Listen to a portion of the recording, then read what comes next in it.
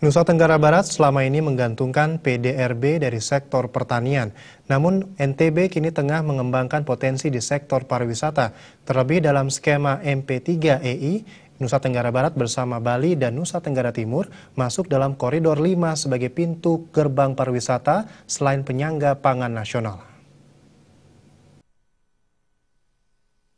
Pernyataan tersebut disampaikan oleh Wakil Gubernur Nusa Tenggara Barat Muhammad Amin saat melakukan kunjungan ke Gedung Pers Bali Ketutnada Sabtu sore kemarin. Pihaknya menambahkan, pengembangan pariwisata tentunya memerlukan infrastruktur, transportasi, dan konektivitas antar daerah. Kendati NTB telah memiliki modal keindahan alam, baik laut, gunung, air terjun, hingga kultur, tradisi, serta budaya, dalam hal ini pihaknya masih banyak membutuhkan investasi untuk mengembangkan potensi tersebut. Selain itu, pihaknya berharap Bali mau bersama-sama untuk melakukan kerjasama memajukan pariwisata di NTB sebab Bali sudah terlebih dahulu memiliki pengalaman.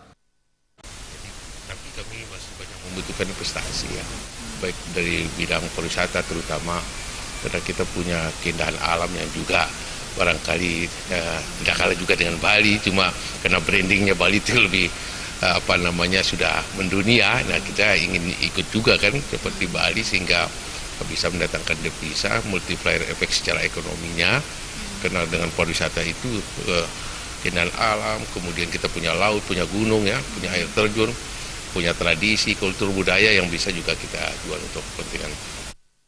Ditambahkannya, NTB sejatinya sudah dikenal dengan potensi pertanian, peternakan, dan perikanan. PDRB provinsi ini bahkan masih didominasi oleh sektor pertanian, terbukti dari setiap tahunnya NTB memproduksi rata-rata 2,5 juta ton padi.